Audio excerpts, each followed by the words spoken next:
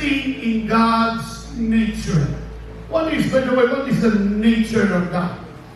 We need to know. We don't need to feel. No, minsan, palaging sinasabi niya, I don't feel that God loves me. You don't need to feel. You need to know. Amen. Because when you know and you know and you know that God loves you so much, you will not turn your back against God. Amen. You will never run away from God. Because you know. Most of the time, we tend to live with our feelings. Ay, hindi na ko feel karoon ng musimba, pastor. Ang nag-feel na ako nga matulog. Okay, just rest in peace.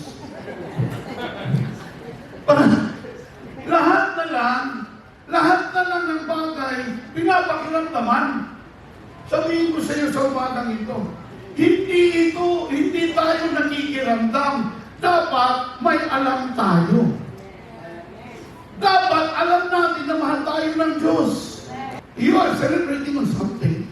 You are exploring on something in the grace of God, and then you tend to abuse it. Hindi pwede. Muna, partner, gracious and righteous. Alamin natin ito. Righteous in the Hebrew word, sadik, means God is just and always acts in line with His holiness and truth. God can never compromise. Hindi pwede mag-compromise sa Ginoo. Kabalo ka, kung nagprasahan ka sa Ginoo from time to time, pero kung imo na lang ginahimo repeatedly and intentionally, one day you will be exposed by God. Mas masakit yun. Kaya ka, kinupera ng Diyos na-cover ka because of His grace. But when you continue to deliberately, sabi pa ni Imani, when you deliberately sinning against God, kanang habitual sins pa, balik-balik pa, pag imo na lang buhaton, sa sige mo buhat anak, tinagod ka mo hilak anak, mabot ang panahon. Kunya, makita na kag-versikulo nga imuhang ilipin sa anak. Ayaw ulang tangang mawag niya yung pinabuti. Because sooner or later, the Lord will expose you. What you have kept secretly, in darkness, the Lord will expose it in a broad daylight. Kaya tingnan mo, yung mga alagad ng Diyos, walang exemption dito. Kahit yung mga anointed, quote-unquote, servants of God. When God is going to deal with the sin, stop it, kill it right away. Stop it right away. Or else you will be exposed. Ang grace, applied siya sa inyong pagpangayon pa sa iyo sa Ginoo. Pero nilibot pasabot na libre na ka sa consequence. Because, like a coin has two sides. Wala na ito coin. Kalilog lang. Siya na 20 pesos dyan.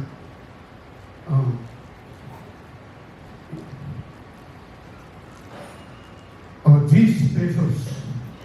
Ang usap ka side sa coin, tao mali. Insa ganili.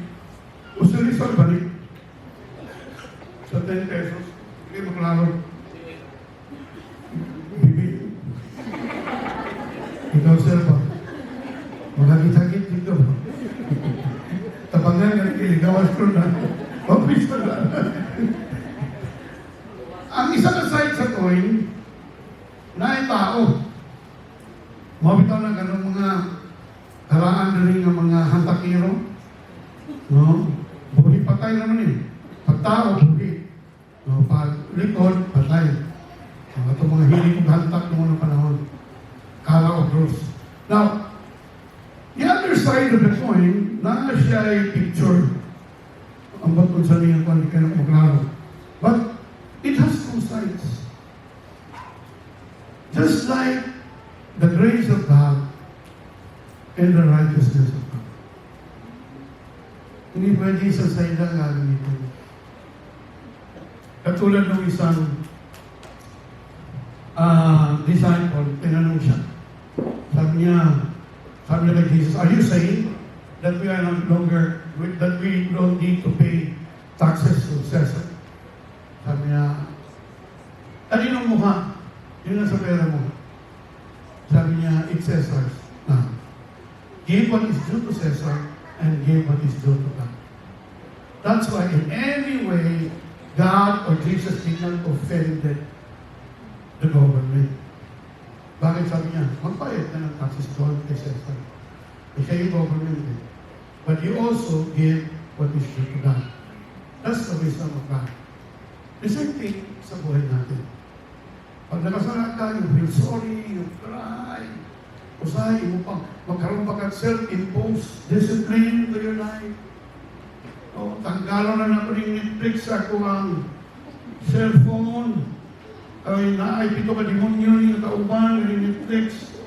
Manggawas ng mga sexy diya, mga delete! Kabalo manggang sa imong witness. Hindi man tatalik yung witness. Kabalo ka, kung asa ka makasala, dito ni mo ipalayo yung pagalingon. Ang mga lalaki, wala lang patsana ni babae. Tama ba ko? Amen! Pero ayaw ka, Brad. Nanapoy lalaki ron, ang patsana niya lalaki ko. Wala ba? Libo niyo kayo kalibutan ba, no? Ang mga asawa, sige pantay sa mga guwapa na babae ko, ligit. Sama na lang. Dito mo na. Ngayon ang banang, sabay. Bro, magkakuan. Dugay, kahit tanongin niyo. Pag lalaki, kumpiyansa kayo ang asawa. Sige lang. At sa iyong amigo ng lalaki, bye. Yalutan pag yun. Anang ba ang asawa ng laki mo? Sa Europe ito, ang greetings nila na namang qualities. Sa mga Muslim, mura. Kita pa itong missionary sa Muslim na niyan dito si itong amigo ni Juana, nag-forward me, kay ipanglihans me. Pagkahuman, ipanghalutan me. Kasi si Tatay Hurley doon, pagkaan ni ano si Tatay Hurley? Hindi ko na rin.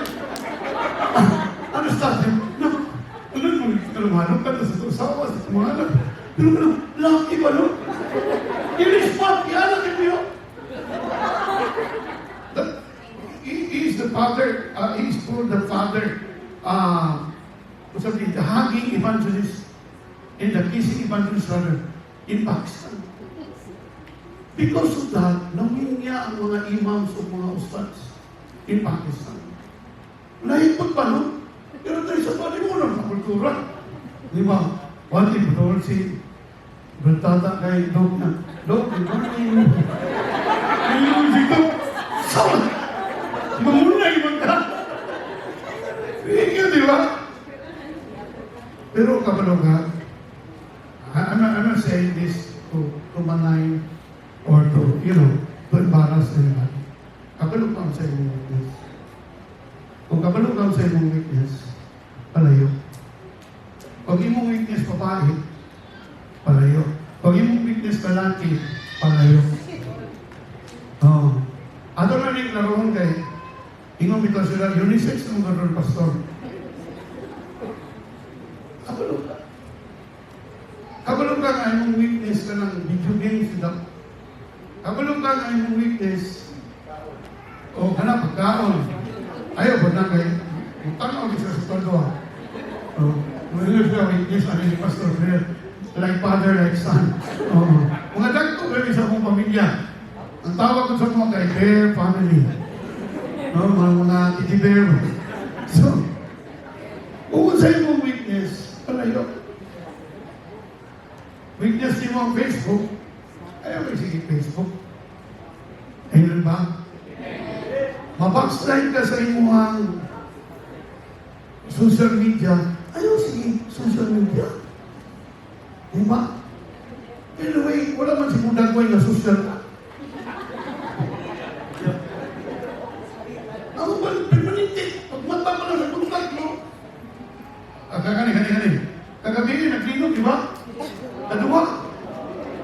Oh. Pag nila mo sa inyong unang ikapa, inyo bang asawa, inyo bang mga anak, nila eh.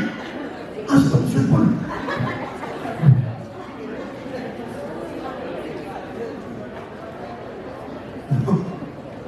Where your treasure is, there your heart be also. But mind you, He is a righteous God. Now, yung ba din His actions are never arbitrary or unfair. Ang actions sa Ginoo, never yun ang unfair.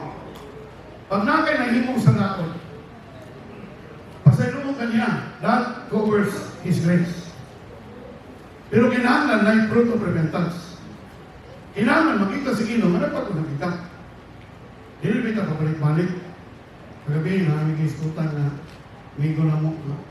Saan ka na pa siya pagsumpo ng pagpaglag. Bigo naman eh. Kita naman ba ko eh.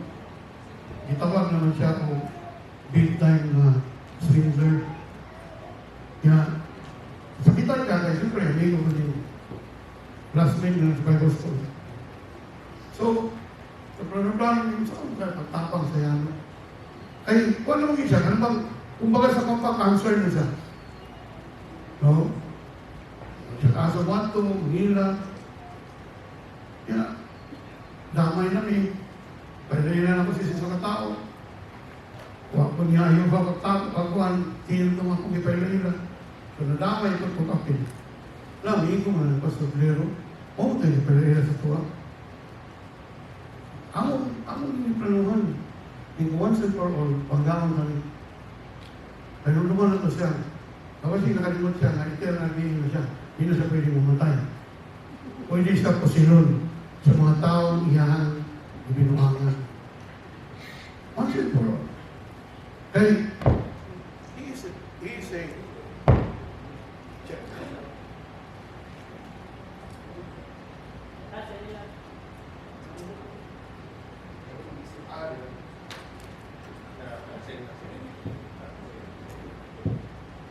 He is a righteous God. Ang atong Ginoo, He is a just God. Ayaw huna-huna. Ayaw huna-hunaan na tungod grasyoso siya, okay lang. Ayaw yun. Basi mabot ang panahon na magmahay ka. Tingnan dali, God always does what is right, even when life feels unfair. Naiuban sa to karon nasakitan ka, and you think that that's unfair to you. But always remember that you are loved by God who is gracious and righteous. You will be vindicated. Gidautan ka, gisiraan ka, no? Sip-sip kayo ang imong office mates, gusto na ka makiksumbagay, diba? Gusto na nimo siya sambunutan sa iyang buhok, labi na kay taas siyang buhok. Gusto na ka makigdumog. You have to know that one day, God will defend you and God will declare that you are innocent. One day. Ayaw pakipag-away. Karon grabe ang mga away ron. Tagtulusin ko ang away ron sa Facebook. No? Tung una, sa pula o sa puti. Karon nanay ni sagol nga itom. Naglibog na. No? Di yun na sila butuhan ni Bishop Favor kay si Bishop Favor di mangganag itom. Always wearing white man tong atong friend. Mo nang makalibog ba? Pero kinanglan makabalo ka nga gisan man og gidaog-daog ka karon. Bisan man og gitamay ka karon. Bisan man kung gi-reject ka karon, gipadapling ka sa imong manager kay naay usa ka sip-sip ni mga kauban nga ginatry ka pagdaot. God made a promise. I will fight for you.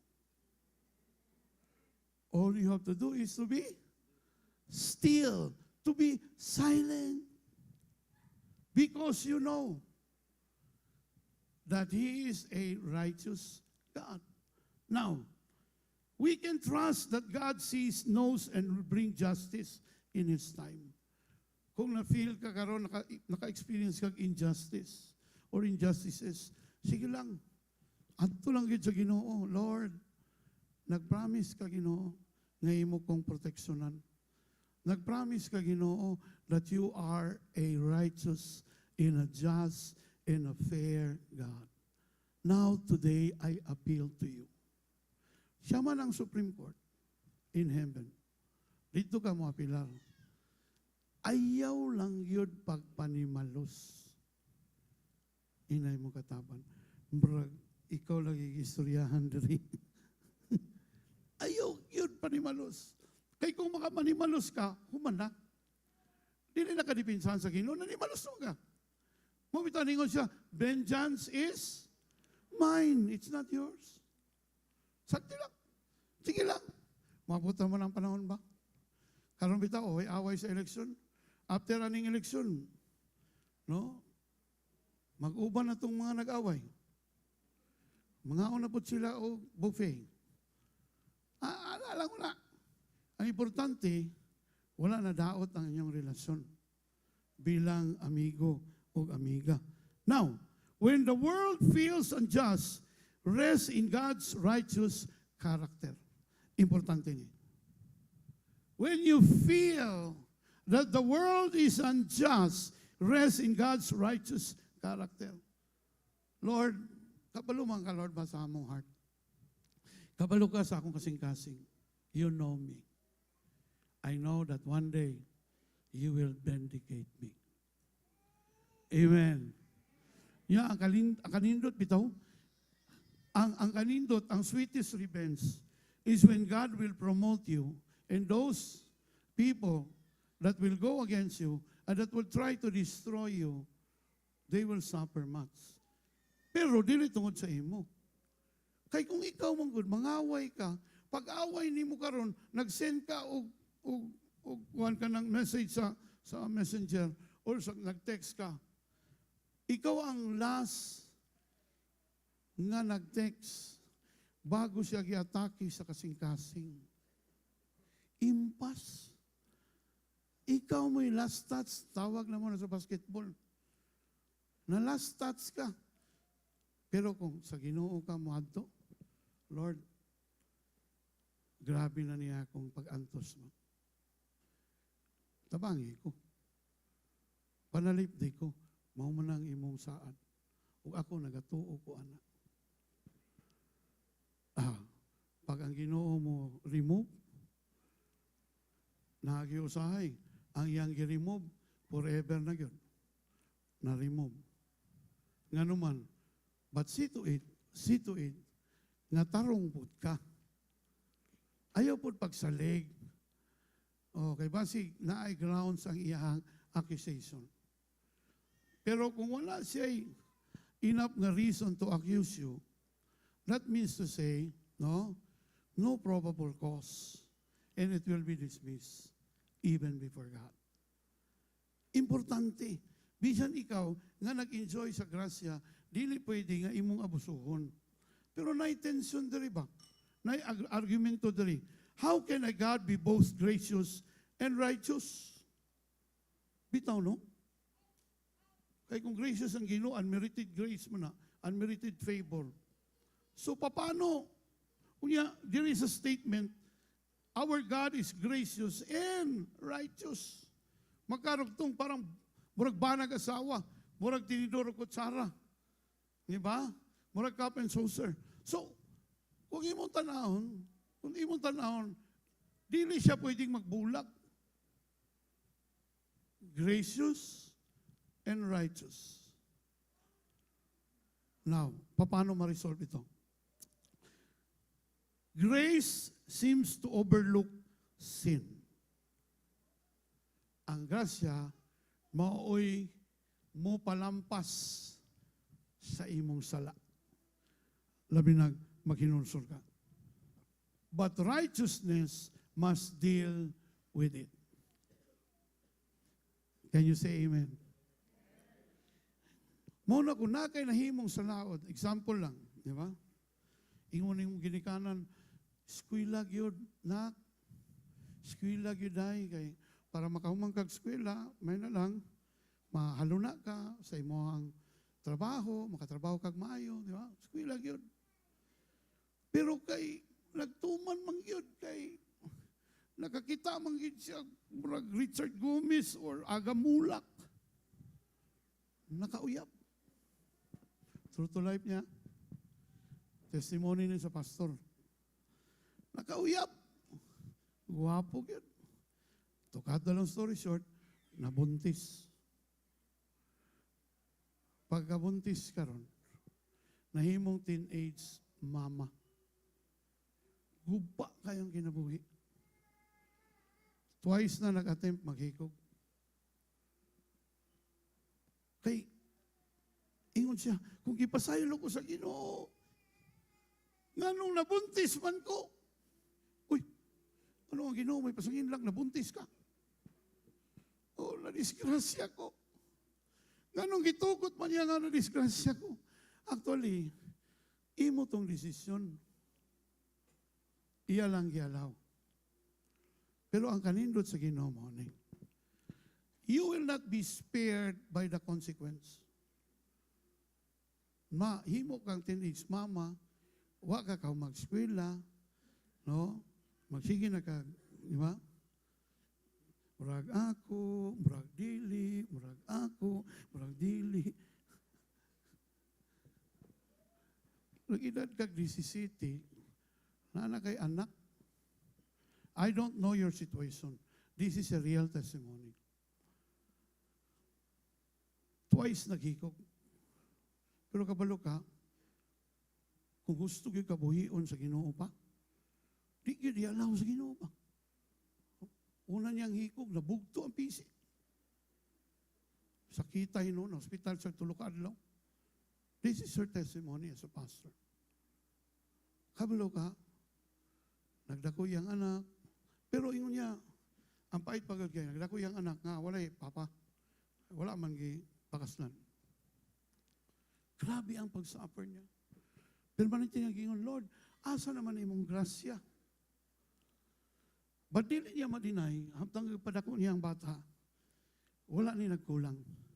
Himsog ang bata, ni eskwela bright ang bata, ni graduate ang bata, valedictorian sa ilahang eskwelahan sa high school. Scholar pagka-college. That's where the grace of God provided tanan. Karon, giingan siya sa iyahang mama. Kabalo kanak, gialaw na sa Ginoo, kay nasa inindot na plano sa imong kinabuhi. To cut the long story short, na-realize niya na kung makasala day ka, labi na ka nang mag-disobey ka sa imong ginikanan, bayran yun na nimo. Not in the sense na bayad ka, no. In a sense na mag-suffer ka sa consequence. Pero during the suffering, the grace of God overflows. That's the answer to that question, how God can exercise both being a gracious and a righteous God. Dili mo niya pwede i-condone na malibre na lang ka. You really have to be disciplined. It's not a judgment, but it's a discipline. Say it with me, discipline. In the Bible, the one whom He loves, He disciplined. Sa mga gihigugma sa Ginoo, ginadisiplina na sa Ginoo. And the Bible is very clear also. In 1 Corinthians chapter 11, sinabi din dyan when God will judge you, you are being disciplined. So hindi ito yung judgment na mamamatay ka, mawalan ka na ng pag-asa. No. This is the kind of judgment that God wanted you to learn. Para masulti mo ang Ginoo grasyoso o matarong, righteous. Now, the cross resolves this tension. Christ satisfies God's righteousness and extends grace. Ang cross mo'y nakasulbad aning tanan. No? Kaninga arguments, kaninga tension, nasulbad sa cross. Christ satisfies God's righteousness and extends grace. Last, other nature of God is full of compassion. God's compassion. He is not just gracious and righteous, but He is also compassionate. A compassionate God. Rest in His care. Diri mo ma-experience karon. Nga, wa lamang gyud ka. Wa lamang gyud kaya. No?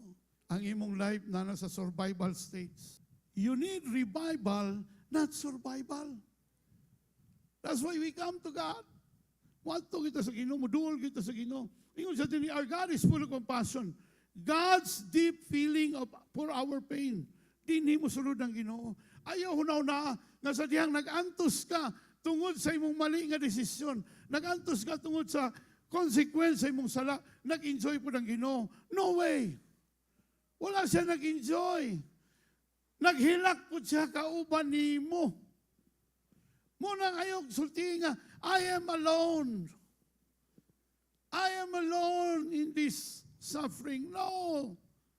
Wala ka nag-inusara. Giubanan ka sa Ginoo, being a compassionate God. Amen ba? Full of compassion. The Hebrew, it's written here, rahum. Comes from the word related to the womb. Kung saan ang womb sa Bisaya? Sabakan. Tama? Lalong-lalong mga Bisaya na. Sabakan. From the Greek word, sabak. Gisapak ka sa Ginoo. Sa panahon nga nag-antos ka, tungod sa imong mali nga desisyon, gisapnay ka sa Ginoo, gisapak ka sa Ginoo. How many of you experience that? Nabisag na sa iyo po. Wala gyud ko pasagdi sa Ginoo. Bisag nag-undergo ko sa iyang discipline, wala gyud ko talikdi sa Ginoo. Amen ba? Naba na diri karong buntaga? What is a womb? Conveys deep parental love and care. Mo nang word na sabakan or the womb. Diha nakumpara ang Greek word na rahum, meaning full of compassion. Puno sa kaluoy ang atong buhi na Diyos. Puno. God is not emotionally detached. He feels for us. He is not distant or cold. He draws near to the brokenhearted. Compassion means He feels with us in response with love. Naramdaman ng Diyos yan eh. Yung kahirapan mo ngayon, naramdaman ng Diyos yan. Hindi mo pwedeng ipamukha sa Diyos niya, nalipay ka Lord, nalipay ka, ngayon nalin ako ron. Nidaog ka, napili ko. No! Don't think that way. Sa unang patak sa imong luha, kauban nimo ang Ginoo nga nipatakpod ang iyahang luha. How is that to you? That is why no way na ato ang mahayo ng Ginoo. No way nga atong tulisoko ng Ginoo. No way. Because when He said He will not abandon you, He will not leave you nor forsake you, He is doing what is right before you. Sige lang. Antos lang. Kay ako maning mali nga desisyon. Sige lang. Dili, sobra kayo ilang ibang istorya ba? Sige lang, nakasala man kita. Normal man na, pag makasala ka, naging sobrang istorya. Ayaw, awaya tong mga sobrang istorya. I-deal tong imong sala. Hello? Mura bang nadakpan ka ba? Seatbelt. Yeah, nadakpan ka habang kuha ng CTT mo sa imo. Ang sa kong violation, sir, wakay seatbelt. Nagunit kasi mong cellphone. Grabe na kanan yung atraso eh. 5,500 na. Nagamit kasi mong cellphone while mobiling. Karon nakakita ka, nagmotor, while helmet, nag-short, nagchinilas, while hilamos, na ano ka, kato sir, ano nga man mo dakpa sir, gano'n kipalapay man mo. Ikaw sir, kina-single out lang ikunin mo, kinatangan, kinarinitan ikunin mo. Ingon ng pulis, wa kay labot siyang kaso, at iman na ni mong kaso.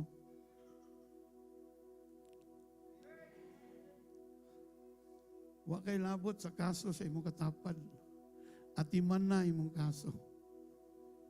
Because that's where the grace of God will overflow because of your humility. Ang kulak. Bitaw Lord, mali ko ato Lord. Sayop ko ato ba? Nakasaba ko nga sa oras. Karon ng sakitan ni Hawa. Mali ko Lord.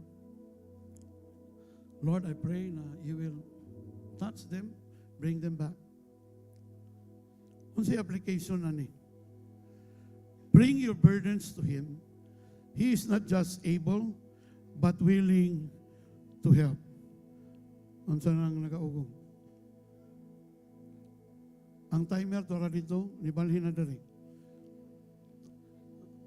Ang sana. Bring your burdens to Him.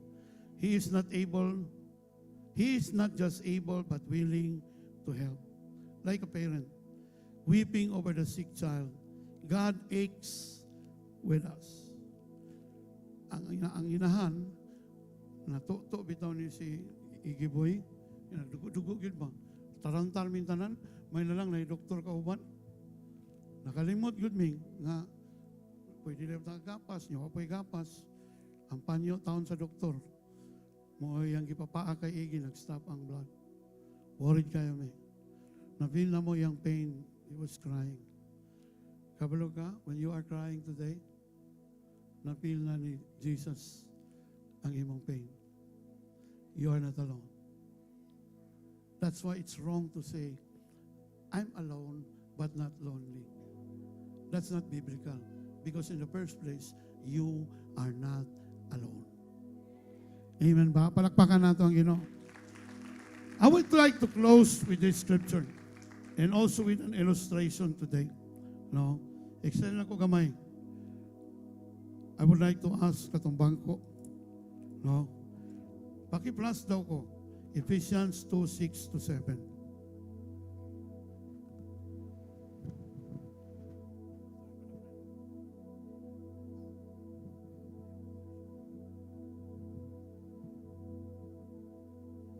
Ephesians 2:6-7. Pwede na ito basahon? Ingon diya. Sige, ready? Basa.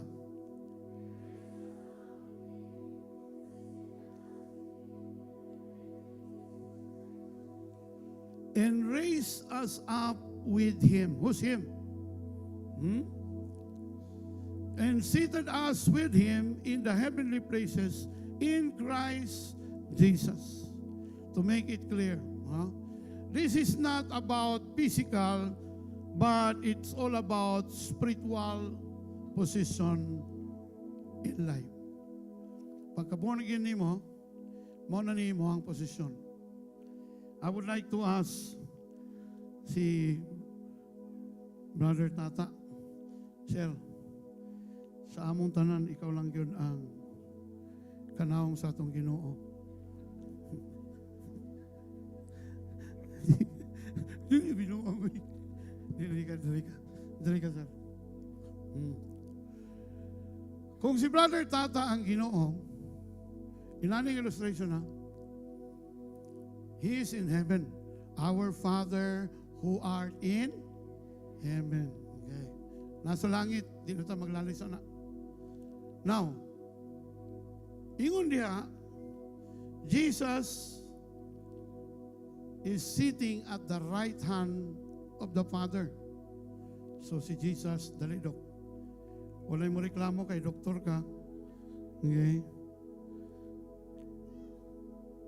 Kung si Jesus, si Doc Himes, si Brother Tata, si Sir Tata, siya ang God the Father.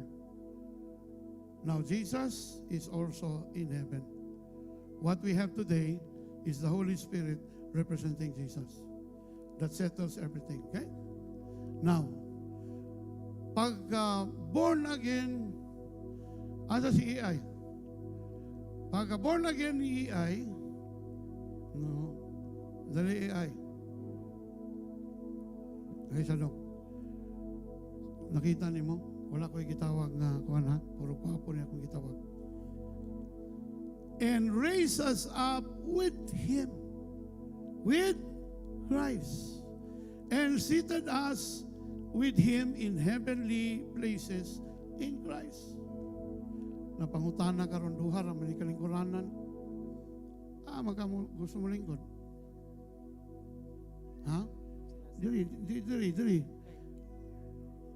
Duha ra man. Asa man siya malingkod? Unya ningon ba diha? We are seated with Him in heavenly places. Wa man lagi bangko. Ha? Pagka-born again nimo, wala gyud kay bangko nga kaugalingon. Asa man ka malingkod?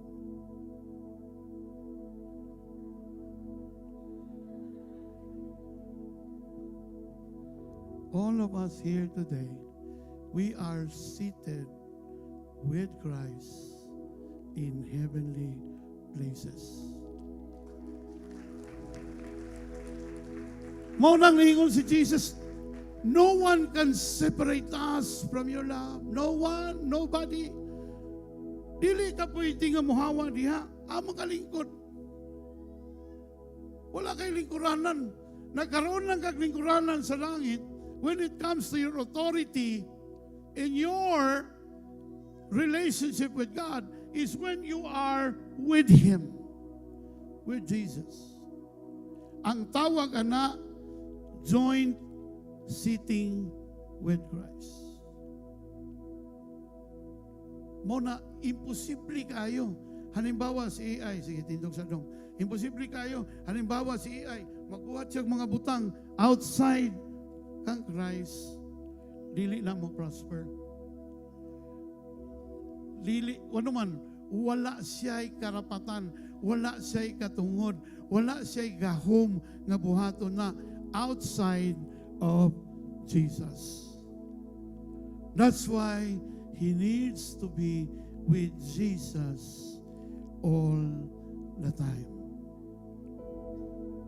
Nganong makaresta? In His gracious and righteous and in His compassion, because you are bonded together with Him. That earns the authority and the privilege to be seated at the right hand of the Father. Unya, maghigog pa ka? Mangluod pa ka? Mamalikas pa ka sa Ginoo? Manunglo pa ka sa Ginoo? No way. You are seated now with Him in Christ. Kaning posisyon ni AI, mao ni atong posisyon tanan. Dili lang si AI, kitang tanan. Hinay mo katapat, hayahay man diay imuhang posisyon. Oh.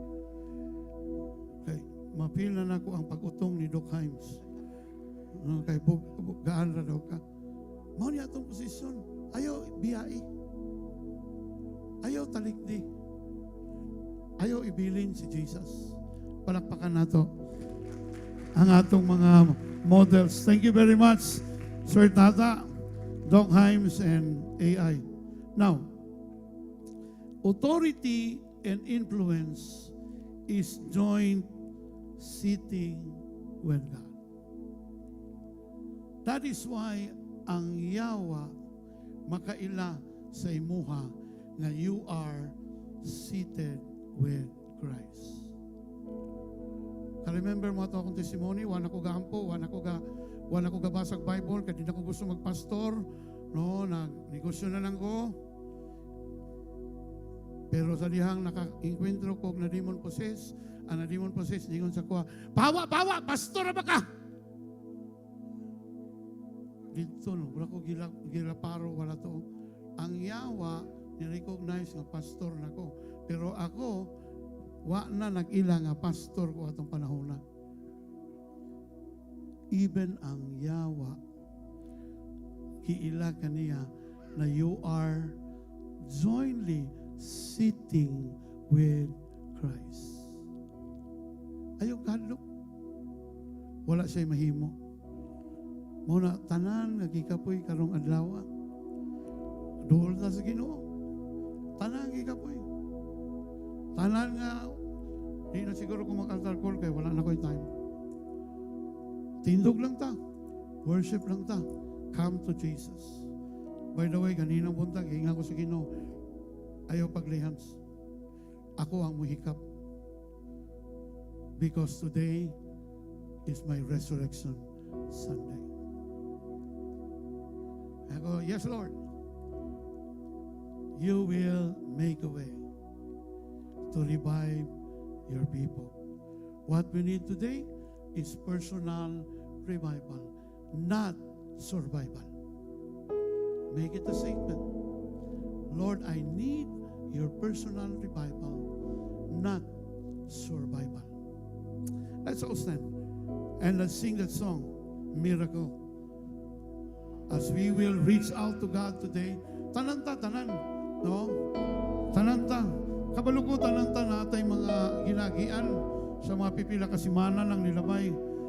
Ayaw kabala ka. Usahay, pag natay problema, may tendency nga maduol na tas tao, patabang na ba, mangutang na ta, at turenta sa atong ATM, ang taong mautangan, at turenta sa isa ka ATM, ang tindahan nga mautangan. Ayaw. Ang ingon niya, come to me. Jesus said. Come to Him first. And then, ma-amaze na lang ka na yung mga ipadala ang Ginoo nga tao para mutabang sa imuha. Do you believe in that? Let's worship Him. How could I ever let you go? You hold my future in your hand. How could I ever survive without your presence in my life? This hope that I'm feeling inside, it's coming alive. Lord, it's coming alive. Oh, it's coming It's alive. coming alive.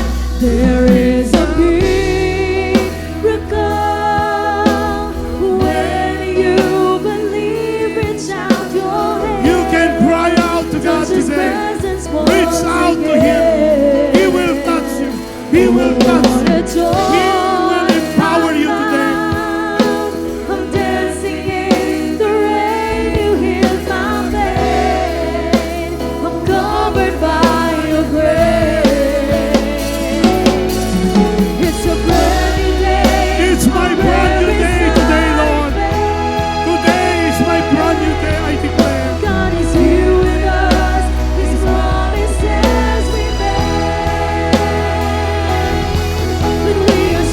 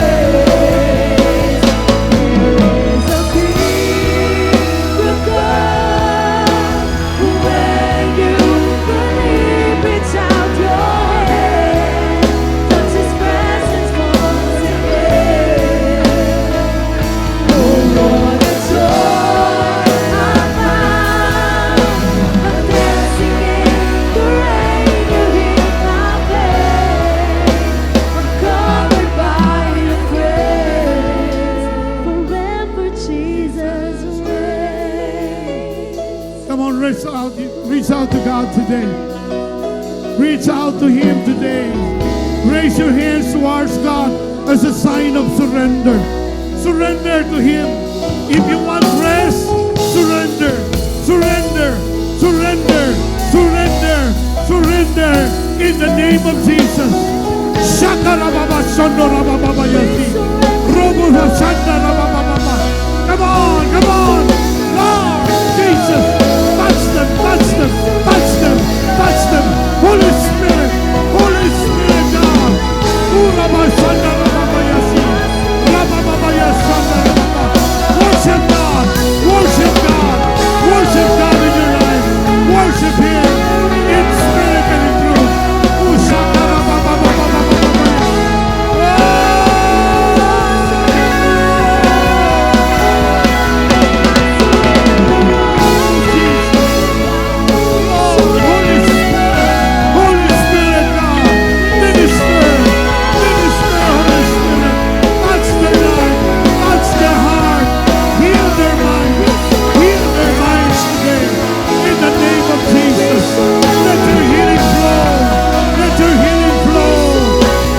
Sickness, every disease is healed right now in the name of Jesus.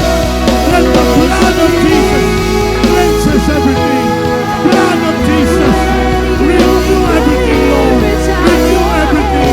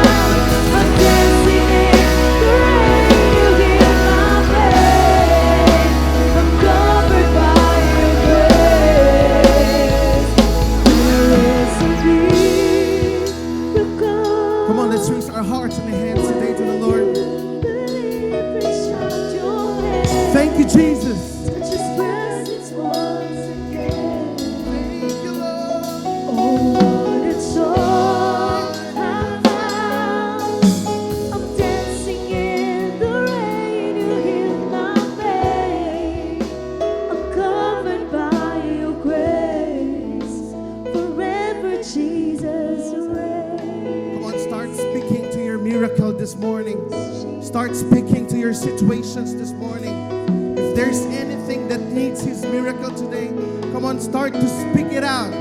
Speak the name of Jesus today.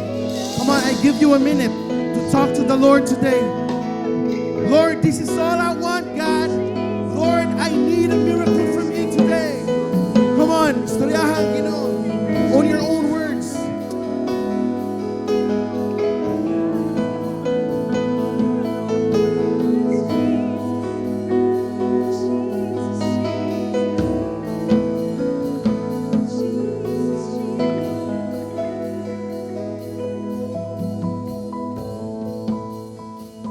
Lord, we come before you today, God, with expectant heart. Lord, daghang salamat, Ginoo. Because despite, Lord, all our lapses, despite, Lord, sa amuang mga kapakyasan sa kinabuhi, God, you remain faithful. Salamat, Lord, nga bisan usahay kulang mi sa pag-ampo. Sometimes, God, you over-delivered. Sometimes, Lord, when we are unfaithful, God, you remain faithful to your promises. And today, God, Lord, we will move forward with a confidence, Lord, knowing nga di minimo pasagdan. Salamat, Ginoo. Salamat, Jesus. The Lord, the season of waiting is almost over.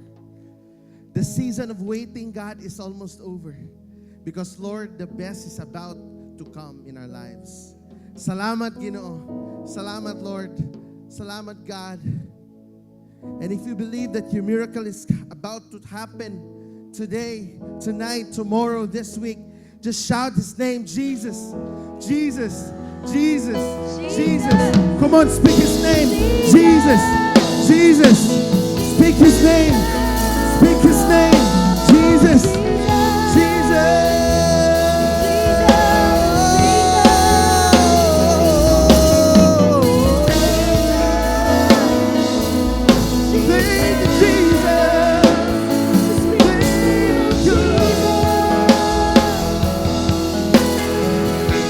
Thank you, God.